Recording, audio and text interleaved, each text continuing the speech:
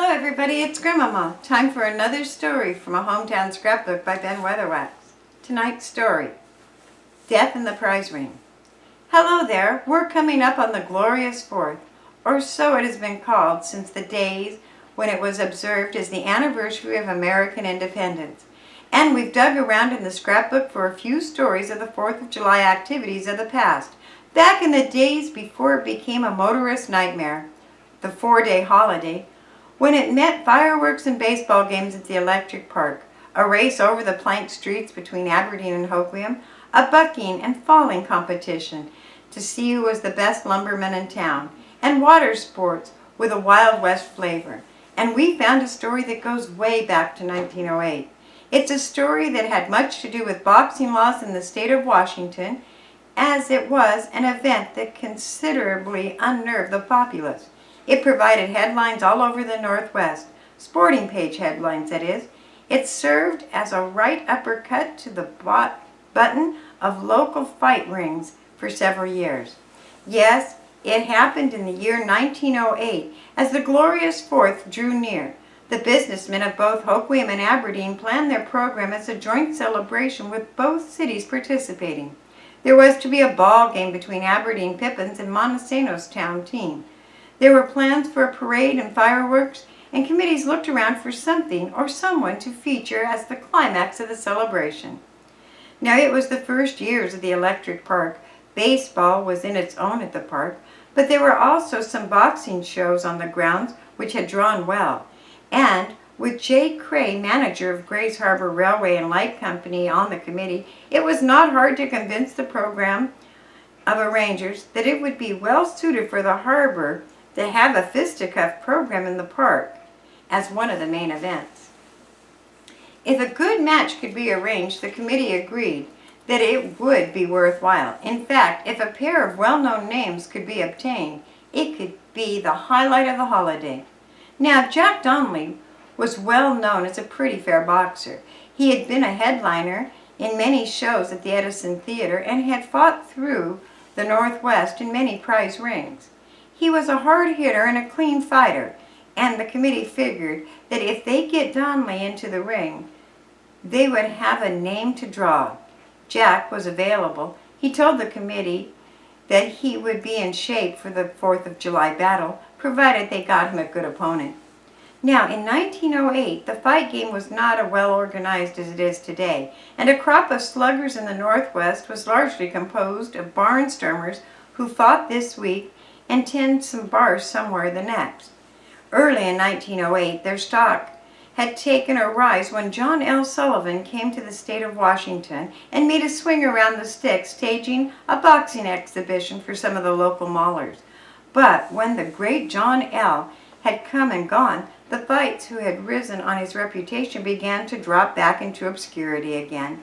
John L. had given an exhibition in Hoquiam in the spring, and one of the followers who had been of the great fighter's train was Fred Ross. Ross was a Denver man, and he had spent some of his time around the harbor, knew the place, and when John L. came down from Seattle, Ross caught the train to the harbor on the chance that he might bet a few bouts with this area, and he had shown in a few rings before he took the job tending bar at Mike Goldsmith's saloon. Ross was not the committee's first choice for Donnelly's opponent, but when they found it difficult to get anyone else, they signed the Seattle man to a contract.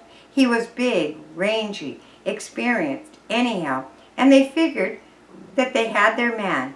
The publicity broke on the big 4th of July card, Fred Ross and Jack Donnelly, for 20 rounds of fighting at the electric park. Alan Hansen, one of the town's perennial athletic advocates, took over the job of training Ross in the back room of the Mug Saloon, and the 4th Committee took up the job of publicizing the battle. Now it was several weeks before the 4th, and the fighters had been in pretty good chance to get into shape.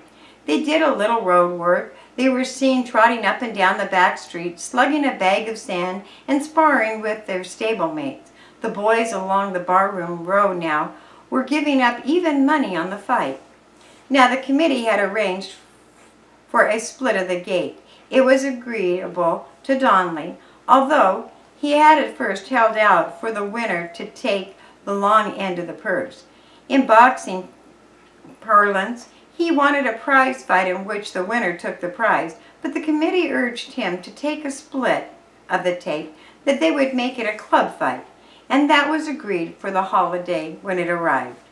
The usual activities preceded the fight. Aberdeen's youngsters were up at daylight to set off their first big blast, and on the Hoquiam side of the electric park, the booming of the giant firecrackers awakened the town at the early hours. The parade was a success, and the bright sun shone down on the town as the streetcars rolled to the park in the late afternoon for the big fight. The bleachers and the grandstands were packed as the two fighters came to ringside, and the preliminaries were fought as the paying customers got ready for the main event. Gamblers were now roaming through the grandstands and bleachers with bills between their fingers, taking on bets on almost either side, and a crowd was tensing for the first blows. Donnelly was the favorite with local fans, and had been given a roar of approval as he slipped off his robe and climbed through the ropes into the bare board arena. But sportsmen require that a big crowd give the Seattle boy an equal ovation, although more than one fan agreed that he didn't look in very good shape for the battle. Harvey Oliver and Jim Brigham, the chiefs of police for Hoquiam and Aberdeen, went to the ringside to examine the gloves of the two men that they would wear. Tom Turner of Hoquiam, the referee for the bout, stepped into the ring, and the two fighters were called together for their bout. They had their instructions from Turner. While the crowd showed its growing excitement at the clang of the bell, they came out swinging. Now, don't let us get carried away by this thing and tell you that it was a knockdown, blowout, drag-out affair that kept the customers on the edge of their chairs. It was far from that. The two fighters sparred, danced about, and got a few good punches. There was plenty of activity, and a few hard blows were struck. But as the 5th round passed, it became apparent to fans that Donnelly was going to dominate the battle, not from his deadly punches, but because his opponent was already groggy and winded from exertion.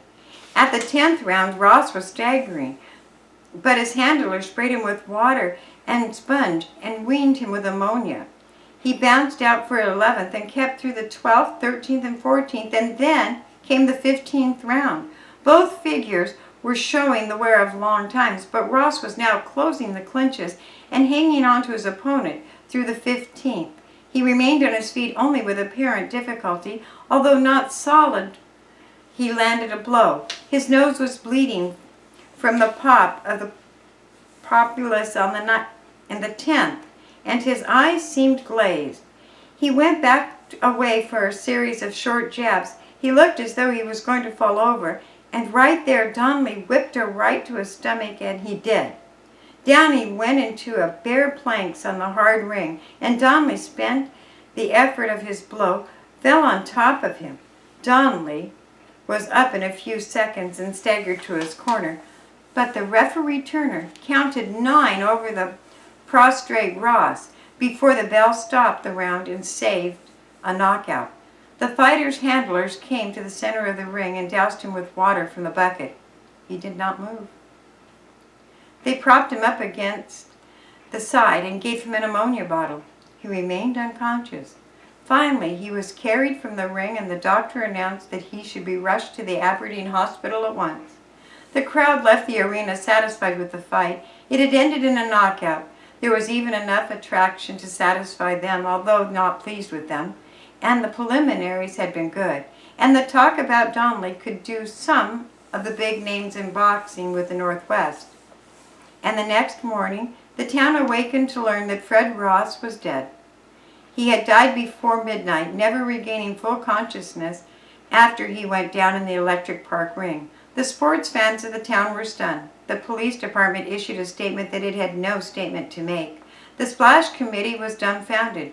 The county prosecutor, Elmer Boner, shook his head and said, "Something has to be done about this." Grace Harbor waited impatiently for the outcome, but it was not a long wait. It was mid-afternoon on the 5th of July, 1908, when Prosecutor Bonner sent an Aberdeen police officer to pick up Donnelly for manslaughter. The coroner, Dr. Campbell, had just completed the autopsy, and the verdict of death was brain concussion. And the coroner's jury filed out of Beardsley's Brother mortuary and dispersed east and west on Wishcott Street.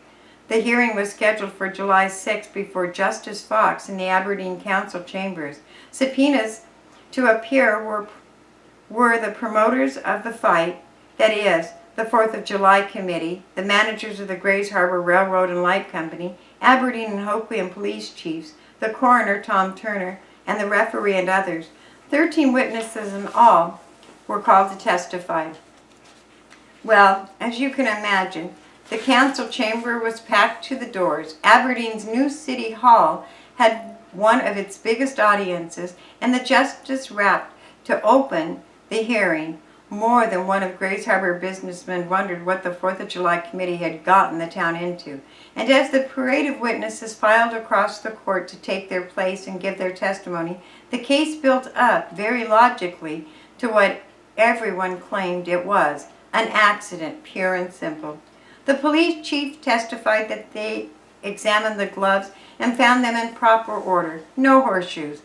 Manager Carey of the Light Company testified that the fight had been arranged as a boxing exhibition, not a prize fight, and that it was the most friendly sort of battle. In fact, said Mr. Carey, at almost no time did the contestants fail to smile pleasantly at each other as they boxed Donnelly in the ring. Referee Turner described the blow that had felled Ross, the manner in which Donnelly had conducted himself. The referee blamed the accident on a failure of the committee to provide a mat in the ring, but the committee countered quickly with the reply that the boxer did not want the mat. Al Hansen, who had trained the dead fighter, testified that he was in poor shape for a bout due to a failure to conform to Hansen's training rules, and that he had been morose previous to the fight. A waiter from the Olympic Cafe testified that Ross had eaten breakfast there in the morning of the fight and had announced that it was his last meal he would ever eat. It was not clear what that proved, but it was entered into evidence as the fighter had a premonition of tragedy. Through the warm afternoon, the hearing drawed to a conclusion, and Justice Fox adjudicated the death of the fighter was an accident, he said, which most everyone had known already. But justice was satisfied and the law had its course, and Donnelly gave up the fight game. State legislation and boxing association rules pointed to the Aberdeen tragedy as an example of poor fight management and demanded laws and rules to prevent such happenings again. And Grace Harbor, somewhat awed by the results of the 4th of July celebration, settled back to a less strenuous activities for its work-a-day life, leaving the story as a page in our hometown scrapbook. Thanks for listening.